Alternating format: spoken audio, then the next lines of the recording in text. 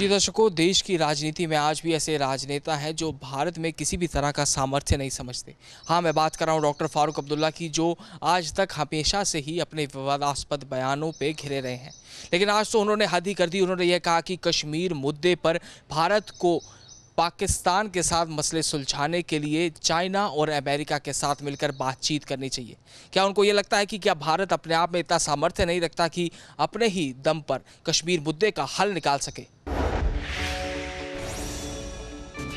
National conference प्रधान और पूर्व मुख्यमंत्री डॉक्टर फारूक अब्दुल्ला ने एक और विवादित बयान देकर देश की राजनीति में बवाल ला खड़ा कर दिया। सरकार भले ही कश्मीर मामले में किसी तीसरे पक्ष की मध्यस्थता से साफ इनकार कर चुकी है, लेकिन डॉक्टर अब्दुल्ला का कुछ और ही मानना है। डॉक्टर अब्दुल्ला ने कश्मीर मामला सुलझाने के लिए चीन और अमेरिका की मदद लेने का सुझाव दिया है। डॉक्टर फारूक का बयान ऐसे समय में सामने आया है जब चीन के साथ भारत की तनातनी चल रही है और पाकिस्तान के साथ उसकी दोस्ती भी किसी से छिपी नहीं है। जी दर्शकों, जब इस मामले में हमने रियासत के deputy chief minister doctor Nirmal Singh से बात की तो उन्होंने भी फारूक अब्दुल्ला को आड़े हाथों लेते हुए ये कहा कि फारूक अब्दुल्ला आज तक ओछी राजनीति में ही बिलीव करते हैं और ऐसे बयान देना उनकी फितरत में है। जितने भी आज तक बयान फारूक अब्दुल्ला द्वारा दिए गए हैं वो देश के विरोध में हैं और पाकिस्तान के समर्थन में हैं। तो ऐसे में सरकार कोई ऐसा कदम उठाएगी जिससे एनसी और कांग्रेस जैसी पार्टीज जो देश के हित में बयान ना देकर पाकिस्तान के साथ भारत के रिश्ते सुधारने में चीन और अमेरिका की बात करते हैं, क्या ऐसे में देश की सरकार को ऐसी इन पार्टियों पर कड़ी कार्यवाही करनी होगी? वीडियो जर्नलिस्ट अनिल नागरा के साथ मैं करण शर्मा, जम्मू से। जम्मू संभाग के कॉलेजों में कश्मीरी पढ़ाने वाले असिस्टेंट प्रोफेसर्स की नियुक्ति के लिए शुरू की गई कवायद का मामला अब तूल पकड़ता जा रहा है।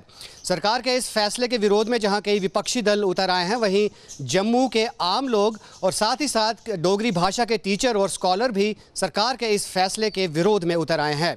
सरकार के इस फैसले पर भाजपा की भूमिका पर भी अब कई सवाल खड़े किए जा रहे हैं। लोगों का कहना है कि जम्मू में ज़बरदस्ती अब कश्मीरियत को थोपा जा रहा है, जिसे किसी भी सूरत में से ही नहीं ठहराया जा सकता। जम्मू संभाग के कॉलेजों में कश्मीरी भाषा को पढ़ाने और इसके लिए 49 असिस्टेंट प्रोफेसर के नए पदों को वजूद में लाने पर विवाद बढ़ता जा रहा है।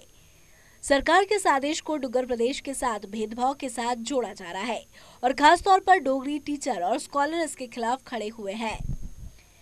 इस मुद्दे को लेकर कई राजनीतिक दल भी सड़कों पर उतर आए हैं और उन्होंने इसमें भाजपा की भूमिका पर कई सवाल या निशान लगाए हैं। डोगरी भाषा के टीचरों और स्कॉलरों का कहना है कि इस आदेश के माध्यम से डोगरों और कश्मीरियों को आपस में लड़ाने की साजिश रची गई है। कश्मीरी को अगर जम्मू में इंट्रोड्यूस किया जा रहा है तो डोगरी भाषा को भी कश्मीर में इंट्रोड्यूस किया जाना चाहिए। उन्होंने इस आदेश को जम्मू के साथ भेदभाव करार देते हुए चेतावनी दी है कि इसे वापस नहीं लिया गया तो वो सड़कों पर उतरने को मजबूर हो जाएंगे। अब सवाल ये उठता है कि सरकार को आखिर क्यों जम्मू संभाग के कॉलेजों में कश्मीरी भाषा पढ़ाने की ज़रूरत महसूस हो रही है। कश्मीर संभाग में भी अगर डोगरी भाषा पढ़ाई जाती तो सरकार को इतना विरोध ना सहना पड़ता। कैमरामैन अनिल के साथ राहुल साहनी, गुलिस्तान न्यूज़, जम्मू। जम्मू से 28 जून से शुरू हुई श्री नमना जी की यात्रा के लिए शिव भक्तों की संख्या दिन ब दिन बढ़ती ही जा रही है। इस यात्रा को शुरू हुए 23 दिन हो चुके हैं और अब तक 2,20,000 श्रद्धालुओं ने बाबा बर्फानी के दर्शन कर लिए हैं। अमरनाथ यात्रा के लिए देश के विभिन्न राज्यों से श्रद्धालु जम्मू पहुंच रहे हैं। यात्रा को शुरू हुए 23 दिन हो चुके हैं और अभी तक करीब 2,30,000 पवित्र गुफा में बाबा बर्फानी के दर्शन कर चुके हैं। जम्मू से विश्व भक्तों को घाटी पहुंचाने का सिलसिला जारी है और आज भी यात्रा का अगला जत्था कड़ी सुरक्षा के बीच कश्मीर की ओर रवाना किया गया। इस जत्थे में 759 पुरुष और 200 महिलाएं शामिल थी, जिन्हें 38 छोटी बड़ी गाड़ियों में घाटी भेजा गया। दूसरी ओर घाटी में बालटाल और नुनुआन बेस कैंप में भी इन दिनों आस्था का सैलाब उमड़ा हुआ है, जहां से कड़ी सुरक्षा के बीच शिव भक्त पवित्र गुफा की ओर रवाना हो रहे हैं। आपको बता दें कि देश के विभिन्न राज्यों से आए श्रद्धालुओं का जम्मू पहुंचने का सिलसिला जारी है और आज भी यात्रा का अगला जत्था कड़ी सुरक्षा के बीच घाटी रवाना किया गया। कैमरा पर्सन अनिल के साथ प्रेरणा जम्वाल, गुलिस्तान न्यूज़, जम्मू। बिश्नाह के अरनी इलाके में एक नाले पर बने अस्थायी पुल के बह जाने से इस इलाके के करीब 25 गांवों का संपर्क कट चुका है। इस पुल के बह जाने से इन गाँव के हज़ारों लोगों का आना जाना मुश्किल हो गया है। साथ ही साथ इन इलाकों के कई बच्चे भी स्कूल नहीं पहुंच पा रहे हैं। तहसील बिश्नाह के अरनिया कस्बे के पास नाले पर बना अस्थायी पुल बह जाने से 10 पंचायतों के करीब 25 गांवों का संपर्क कट गया है। इस अस्थायी पुल के बाढ़ में बहने के बाद इन गांवों के हजारों लोगों को आने जाने में कई दिक्कतें उठानी पड़ रही है। खासकर बच्चों को स्कूल जाने में परेशानी पेश आ रही है। धान की रुपाई का काम जारी है और इस अस्थायी पुल के बह जाने से किसानों को भी परेशानी उठानी पड़ रही है।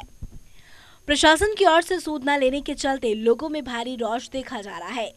लोगों का कहना है कि अगर सीमा पर पाकिस्तान द्वारा गोलीबारी शुरू कर दी जाती है तो उनके लिए समस्या खड़ी हो जाएगी। 3 दिन पहले बाढ़ में ये पुल बह गया था, लेकिन प्रशासन द्वारा अब तक इसकी कोई सुध नहीं ली गई, जिसके चलते इस इलाके के लोगों में भारी रोष देखा जा रहा है। लोगों का कहना है कि जल्द से जल्द इस पुल को बनाया जाए ताकि उनकी परेशानियां दूर हो सकें। कैमरामैन अनिल के साथ यश शर्मा, गुलिस्तान न्यूज़, जम्मू। बॉलीवुड की फिल्मी फ्राइडे हर फ्राइडे फिल्में रिलीज होती है, पर इस फिल्मी फ्राइडे 2 बड़ी फिल्मों के बीच में टक्कर देखी जा रही है। पहली अलंकृता की फिल्म है लिपस्टिक अंडर माय बुर्का। वहीं दूसरी फिल्म की बात करें तो नवाजुद्दीन सिद्दीकी और tiger Shroff starter film Munna Michael release हो चुकी है। आज फिल्मी फ्राइडे है और हर बार की तरह आज भी बॉक्स ऑफिस पर 2 बड़ी फिल्में रिलीज हुई। एक और बालाजी टेलीफिल्म्स और प्रकाश झा की फिल्म लिपस्टिक अंडर माय बुर्का, तो दूसरी ओर सबीर खान के डायरेक्शन में बनी मुन्ना माइकल। दोनों ही फिल्मों की आज बॉक्स ऑफिस पर ठीक ठाक शुरुआत हुई। सबसे पहले बात करें फिल्म मुन्ना माइकल की, तो इस फिल्म में टाइगर श्रॉफ अपने डांस का जलवा एक बार फिर से दिखाते नजर आ रहे हैं। इस फिल्म में टाइगर नवाजुद्दीन सिद्दीकी को डांस दिखा रहे हैं, वहीं माइकल जैक्सन के बहुत बड़े वाले फैन बने हैं। इस फिल्म में टाइगर के साथ एक न्यू कमर एक्ट्रेस निधि अग्रवाल भी नजर आई। बता दें, लिपस्टिक अंडर माय बुर्का इस साल की सबसे विवादित फिल्मों में से एक रही और सेंसर बोर्ड की फिल्म पर प्रतिबंध लगाने को लेकर फिल्म काफी ज्यादा चर्चा में आई। वहीं दूसरी ओर डायरेक्टर सबीर खान और एक्टर टाइगर श्रॉफ की जोड़ी हीरोपंती और बागी जैसी हिट फिल्में देने में सफल हो चुकी है और अब तीसरी बार फिल्म मुन्ना माइकल में बड़े पर्दे पर आई है। वहीं मुन्ना माइकल के साथ साथ लिपस्टिक अंडर माय बुर्का भी फाइनली रिलीज हो चुकी है। आपको बता दूं कि इस फिल्म को लेकर काफी ज्यादा विवाद चल रहा था और फाइनली ये फिल्म रिलीज हो चुका है। इस फिल्म की कहानी दर्शकों को बहुत ज्यादा पसंद आ रही है और डायरेक्टर की तारीफ करनी होगी कि डायरेक्टर ने इतने बोल्ड सब्जेक्ट को फिल्मी पर्दे पर बहुत ही अच्छे तरीके से निखारा है। कैमरा पर्सन ऋषभ के साथ मैं पूजा, गुलिस्तान न्यूज, दिल्ली। पीओके पर पीएम मोदी की कूटनीतिक ताकत अब अपना रंग दिखाना शुरू कर दिया है। यही वजह है कि विश्व की कई कंपनियां पीओके में अब निवेश करने से पीछे हटने लगी हैं। भारत की कूटनीतिक ताकत ने अपना रंग दिखाना शुरू कर दिया है। दुनिया भर के देश पाकिस्तान अधिकृत कश्मीर में निवेश के अपने फैसले पर पुनर्विचार कर रहे हैं। दक्षिण कोरिया की डाइलिम इंडस्ट्रियल कंपनी लिमिटेड ने पाक अधिकृत कश्मीर में अपने निवेश पर पुनर्विचार किया है। डाइलिम पाकिस्तान अधिकृत कश्मीर में झेलम के तट पर मुजफ्फराबाद में 500 मेगावाट का चकोती हटिन हाइड्रो पावर प्रोजेक्ट विकसित करने वाली कंपनियों के संघ की प्रमुख कंपनी है। डाइलिम के साथ ही Asian development bank, international finance corporation और एक्सिम बैंक ऑफ कोरिया ने भी पीओके में निवेश को लेकर असमर्थता जताई है। आपको बता दें कि भारत हमेशा से ही पीओके यानी पाक अधिकृत कश्मीर पर अपना हक जताता रहा है। यही नहीं, भारत कई बार पाकिस्तान चीन आर्थिक गलियारे को लेकर भी अपना विरोध जता चुका है और यही वजह है कि अब विश्व की कंपनियां पीओके आने से कतरा रही हैं। खालिद हसन, गुलिस्तान न्यूज़, दिल्ली। रिलायंस जियो ने 3G और 4G के बाद मोबाइल की दुनिया में हड़कंप मचा दिया। रिलायंस जियो ने दुनिया का सबसे सस्ता मोबाइल लॉन्च किया है, जिसकी कीमत मात्र 500 रुपये है। रिलायंस जियो की सालाना बैठक में मुकेश अंबानी ने जियो फोन लॉन्च किया। ये फोन 22 भारतीय भाषाओं को सपोर्ट करता है और इसकी खास बात यह है कि आपको बिल्कुल फ्री मिलेगी, लेकिन इसके लिए आपको 1500 रुपए सिक्योरिटी देनी होगी ताकि इसका मिसयूज ना हो सके। साथ इस फोन को 3 साल बाद कंपनी को वापस किया जा सकता है। 15 अगस्त से इसका ट्रायल शुरू होगा और 24 अगस्त से इसकी फ्री बुकिंग शुरू हो जाएगी। मुकेश अंबानी ने आज रिलायंस की बैठक में कहा कि रिलायंस जियो का हर प्रोडक्ट वर्ल्ड क्लास का है। रिलायंस कंपनी पिछले 40 सालों से सबसे बड़ी कंपनी है। आपको बता दें कि 500 रुपये में मिलने वाला ये फ़ोन दुनिया का सबसे सस्ता फ़ोन है और इसके अंदर वो तमाम फीचर है जो एक स्मार्टफोन के अंदर होते हैं। गुलिस्तान न्यूज़, मनीष देसवाल, दिल्ली। क्या आपने कभी सुना है कि किसी तोते की गवाही पर किसी आरोपी को सजा हो जाए? जी हाँ, नहीं सुना होगा, लेकिन अमेरिका के मिशिगन में ऐसा मामला सामने आया है जिसमें तोते की गवाही पर एक आरोपी को सजा सुनाई गई। अमेरिका में एक अनोखा मामला सामने आया है। एक कोर्ट ने तोते की गवाही के आधार पर फैसला सुनाया है। ये मामला मिशिगन का है। कोर्ट ने एक महिला को पति की हत्या के मामले में तोते के बयान के आधार पर दोषी ठहराया। आपको बता दें कि अमेरिका के मिशिगन की गैलेना दुरुम ने अपने पति पर गोली चलाई थी। उन्होंने एक नहीं 5 गोलियां अपने पति पर चलाई थी, जिसके बाद इस चीज को उनके तोते ने देखा था। दरअसल दोषी ग्लेना दुर्रम ने 2015 में तोते के सामने अपने पति मार्टिन पर गोली चलाई थी। ग्लेना ने मार्टिन को 1-2 नहीं 5 गोली मारी थी। उसके बाद उसने खुद को भी गोली मारकर आत्महत्या की कोशिश की थी। उस वक्त घर में सिर्फ तोता मौजूद था और बाद में कोर्ट में सुनवाई के दौरान तोते की बात वीडियो रिकॉर्ड कर दी गई, जिसके आधार पर जूरी ने पाया कि ग्लेना हत्या की दोषी है। कोर्ट में गवाही के दौरान तोते ने इस बात की गवाही दी और गैलेना को हत्या का दोषी पाया गया। कैमरामैन ऋषभ के साथ आशीष पराशर, गुलिस्तान न्यूज़, दिल्ली। वैसे तो किरण बेदी को हमने हमेशा एक कड़क अधिकारी के रूप में ही देखा है, पर अब उनका एक पोस्टर जारी हुआ है जिसमें वो महाकाली और हिटलर के रूप में नजर आ रही हैं। पुडुचेरी की उपराज्यपाल किरण बेदी एक बार फिर चर्चा में हैं। इस बार चर्चा किरण बेदी के पोस्टरों की हो रही है, जिसमें उन्हें महाकाली और हिटलर के रूप में दिखाया गया है। उन्होंने खुद इन पोस्टरों को ट्विटर पर शेयर किया है। जी हाँ, हम बात कर रहे हैं उस पोस्टर की जिसमें उन्होंने अपने ट्विटर हैंडल पर शेयर करते हुए एक महाकाली और दूसरा हिटलर के रूप में नजर आ रही हैं। बताया जा रहा है कि किरण बेदी के इन पोस्टरों को कांग्रेस कार्यकर्ताओं ने लगाया है। एक पोस्टर में किरण बेदी हिटलर जैसी मूंछ और टोपी पहनी नजर आ रही हैं। वैसे सभी जानते हैं कि उनकी छवि एक कड़क अधिकारी की रही है। वहीं दूसरे पोस्टर में उन्हें महाकाली के रूप में दिखाया गया है। कयास ये लगाए जा रहे हैं कि उनका ये पोस्ट कांग्रेस के कार्यकर्ताओं ने शेयर किया है, पर बहरहाल ये देखना है कि आगे इस पोस्टर के साथ क्या कुछ होता है। कैमरा पर्सन ऋषभ के साथ मैं सुष्मिता गांगुली, गुलिस्तान न्यूज़, दिल्ली। कहा जाता है कि ये सबसे बड़ी शिवरात्रि होती है और इस दिन जो भी भोलेनाथ से सच्चे मन से मांगा जाए वो जरूर पूरा हो जाता है।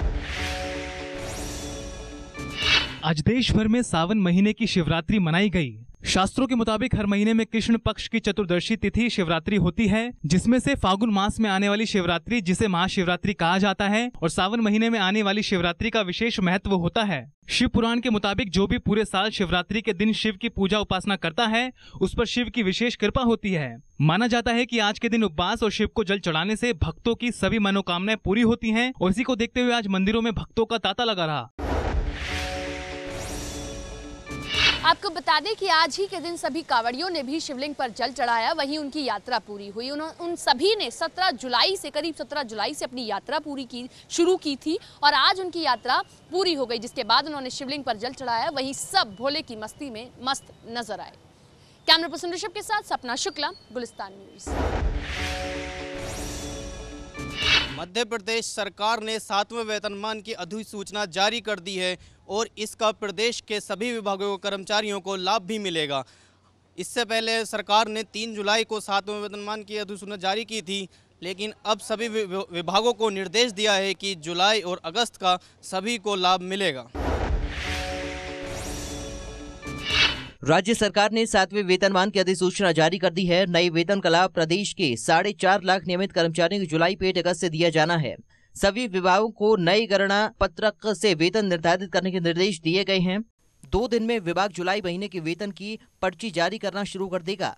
कर्मचारियों को 1 जनवरी 2016 से 7वां वेतनमान मिलेगा। बता दें कि सरकार ने 3 जुलाई को वेतनमान को मंजूरी दी थी। इससे कर्मचारियों को 2250 रुपए से 19,000 रुपए तक मासिक फायदा होगा। वहीं 18 महीने का एरियर 3 किश्तों में दिया जाएगा। आपको बता दें कि प्रदेश सरकार 2 दिन में जुलाई माह की पर्ची जारी करेगा। इसका सभी प्रदेश विभागों को निर्देश दे दिया गया है। प्रदेश सरकार ने 3 जुलाई को 7वें वेतनमान की मंजूरी दे दी थी। कैमरा पर्सन विजय के साथ हैदर अली, गुलिस्तान न्यूज़। राष्ट्रपति चुनाव के नतीजे आने के ठीक बाद बीजेपी अध्यक्ष अमित शाह राजस्थान के 3 दिवसीय दौरे पर आज जयपुर पहुंचे हैं। बीजेपी अध्यक्ष अमित शाह आज से 3 दिनों के जयपुर के दौरे पर हैं। अमित शाह आज सुबह 11 बजे जयपुर पहुंचे हैं। इसके बाद बीजेपी ऑफिस में पार्टी अधिकारियों के साथ बैठक की। अमित शाह इस 3 दिवसीय दौरे के दौरान पार्टी के बूथ स्तर से लेकर प्रदेश स्तर तक पदाधिकारियों के साथ अलग अलग बैठकें करेंगे। शाह पार्टी के अग्रिम संगठनों, बीजेपी महिला मोर्चा, प्रदेश पदाधिकारी, कार्यकारिणी, विधायकों, सांसदों और राज्य मंत्रिमंडल के सदस्यों के साथ बैठक कर उनके साथ सत्ता और संगठन से जुड़े मुद्दों पर चर्चा करेंगे और कल 22 जुलाई को बुद्धिजीवियों के एक सम्मेलन को संबोधित करेंगे। अमित शाह अपनी इस 3 दिवसीय दौरे पर जयपुर पार्टी को मजबूत करने के लिए पहुंचे हैं और अमित शाह आज पार्टी के बूथ लेवल के कार्यकर्ताओं से इंटरेक्ट हुए। अगले 2 दिनों तक भी वो राजस्थान के अलग अलग इलाकों में बूथ लेवल के कार्यकर्ताओं से इंटरेक्ट होंगे ताकि बीजेपी एक बार फिर से ज़मीनी स्तर पर मजबूत हो सके। कैमरामैन विजय ठाकुर के साथ विनय सिंह, गुलिस्तान न्यूज़। भारत और श्रीलंका के बीच 26 जुलाई से 3 टेस्ट मैचों की सीरीज शुरू हो रही है और इस सीरीज के शुरू होने से पहले श्रीलंका को बड़ा झटका लगा है। श्रीलंका के कप्तान दिनेश चंडीमल चोटिल हो गए हैं। भारत के खिलाफ टेस्ट सीरीज शुरू होने से पहले ही मेजबान श्रीलंका को झटका लगा है। 26 जुलाई से शुरू हो रही 3 टेस्ट मैचों की सीरीज के पहले टेस्ट में कप्तान दिनेश चांडीमल नहीं खेलेंगे। उनकी तबीयत खराब होने के कारण रेस्ट दिया गया है और फिलहाल उनका दूसरा टेस्ट भी खेलना तय नहीं है। बता दें, एंजेलो मैथ्यूज के कप्तानी छोड़ने के बाद चांडीमल को टीम की कमान दी गई थी। कप्तान चांडीमल फिलहाल अस्पताल में भर्ती है। टीम मैनेजर असंका गुरुसिंधे ने इसकी पुष्टि की है। जिम्बाब्वे के खिलाफ हाल में खेले गए एकमात्र टेस्ट में चांडीमल ने श्रीलंका की कप्तानी संभाली थी। तो अब दिनेश चंडीमल पहले टेस्ट मैच में नहीं खेल पाएंगे, जिससे श्रीलंका का बैटिंग ऑर्डर काफी कमजोर हो जाएगा, क्योंकि पहले से ही श्रीलंका की टीम को भारत के मुकाबले कमतर आंका जा रहा था। माना जा रहा था कि भारत को श्रीलंका को हराने में कोई परेशानी नहीं होगी, लेकिन अब दिनेश चंडीमल जब मैदान में नहीं उतरेंगे उसका कहीं ना कहीं खामियाजा श्रीलंका की टीम को भुगतना पड़ेगा। कैमरामैन ऋषभ के साथ अवनीश यादव, गुलिस्तान न्यूज़, दिल्ली।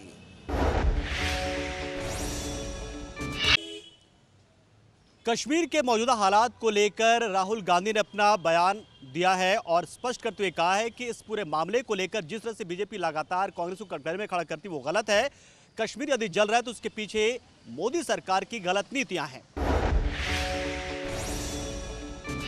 कांग्रेस उपाध्यक्ष राहुल गांधी ने आज आरोप लगाया कि नरेंद्र मोदी सरकार की नीतियों की वजह कश्मीर जल रहा है।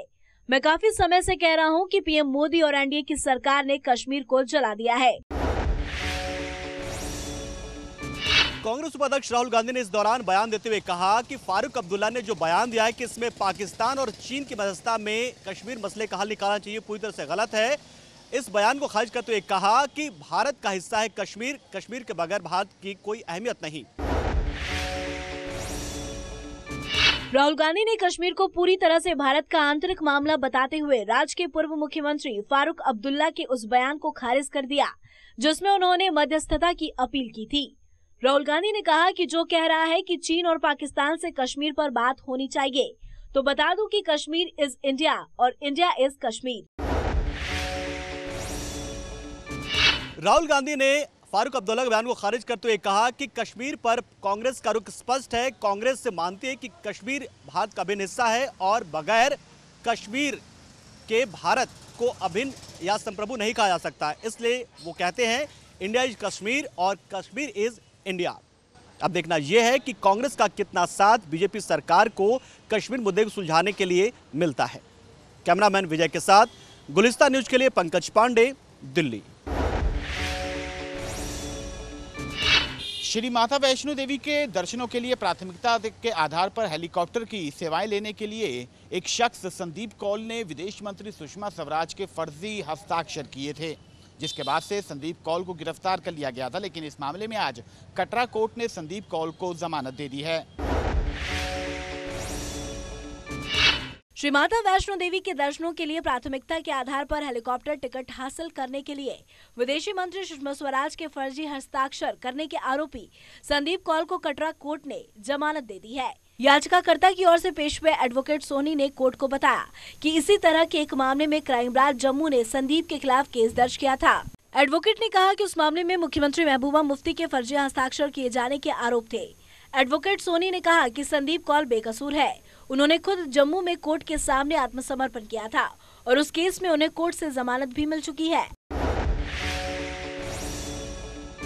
कोर्ट के समक्ष संदीप कौल के वकील ने ये दलील दी कि इससे पहले भी इस तरह के एक मामले में कोर्ट ने जमानत दी थी, लिहाजा संदीप कौल को जमानत दी जाए। नई दिल्ली से गुलिस्तान न्यूज़ के लिए हैदर हुसैनी। राम जन्मभूमि मुद्दे पर सुप्रीम कोर्ट अब जल्द सुनवाई करेगा। इसको लेकर बीजेपी के नेता सुब्रमण्यम स्वामी ने सुप्रीम कोर्ट में एक याचिका डाली थी। राम जन्मभूमि मुद्दे पर सुप्रीम कोर्ट ने बीजेपी नेता सुब्रमण्यम स्वामी की अपील पर जल्द ही सुनवाई का भरोसा जताया है। सुप्रीम कोर्ट ने कहा कि इस मुद्दे पर जल्द ही सुनवाई होगी। हालांकि कोर्ट ने कोई तारीख नहीं बताई। कोर्ट के इस फैसले के बाद स्वामी ने ट्वीट कर खुशी जाहिर की। बीजेपी नेता सुब्रमण्यम स्वामी की माने तो उन्होंने चीफ जस्टिस ऑफ इंडिया को इसको लेकर एक पत्र भी लिखा था, जिसमें ये गुजारिश की गई थी कि राम जन्मभूमि मुद्दे पर सुप्रीम कोर्ट जल्द से जल्द सुनवाई करे। उन्होंने लिखा, जय श्री राम। आज चीफ जस्टिस ऑफ इंडिया को मैंने राम मंदिर केस के मुद्दे पर पत्र दिया। उन्होंने कहा है कि हम इस पर जल्द सुनवाई करेंगे। बता दें कि इससे पहले अयोध्या केस में सुप्रीम कोर्ट ने जल्द सुनवाई से इनकार कर दिया था। साथ ही कोर्ट में बीजेपी नेता सुब्रमण्यम स्वामी को बड़ा झटका लगा था। वहीं से पहले सुप्रीम कोर्ट ने इस पूरे मामले पर जल्द सुनवाई करने से इनकार कर दिया था, लेकिन उसके बाद बीजेपी के नेता सुब्रमण्यम स्वामी ने अपनी सक्रियता दिखाई और उस पूरे मामले पर सुप्रीम कोर्ट को जल्द सुनवाई कराने को लेकर उन्होंने मनाया। और देखना होगा इस पूरे मामले पर कब तक सुनवाई हो पाएगी। कैमरामैन विजय के साथ भुवन शर्मा, गुलिस्तान न्यूज़। देश के और राज्यों के साथ साथ जम्मू कश्मीर में भी प्रदूषण का स्तर लगातार बढ़ता जा रहा है। अगर बात करें कश्मीर के डल झील की, तो डल झील में भी प्रदूषण काफ़ी मात्रा में देखने को मिला है। साथ ही साथ जम्मू कश्मीर की हवाओं में, यानी जम्मू कश्मीर को स्वर्ग भी कहा जाता है, उसकी हवाओं में धीरे धीरे जहर घुलने लगा है। यूं तो पहाड़ों के बीच बसे जम्मू शहर में कुदरत की मेहरबानी से भरपूर मात्रा में वन संपदा है, जो हर तरह से वातावरण को साफ रखने में सहायक साबित होती है। लेकिन अब दिल्ली और बाकी शहरों के साथ साथ जम्मू कश्मीर की आबो हवा में भी प्रदूषण का जहर घुल गया है। बढ़ती आबादी के बीच वाहनों की बढ़ती संख्या, सिकुड़ते जंगल और खस्ता हाल सड़कों के कारण जम्मू कश्मीर आज देश के प्रदूषित शहरों की लिस्ट में शामिल हो चुका है। आलम यह है कि जम्मू कश्मीर में वायु प्रदूषण का स्तर निर्धारित मापदंडों से 25 से 50% तक ऊपर चला गया है। वहीं ये कहा जा सकता है कि जैसे जैसे जम्मू कश्मीर की हवाओं में जहर घुल रहा है, उससे सरकार को कोई ना कोई उचित कदम जरूर उठाने चाहिए ताकि प्रदूषण के स्तर को कम किया जा सके। कैमरा पर्सन विजय के साथ मैं हर्ष भारद्वाज, गुलिस्तान न्यूज़।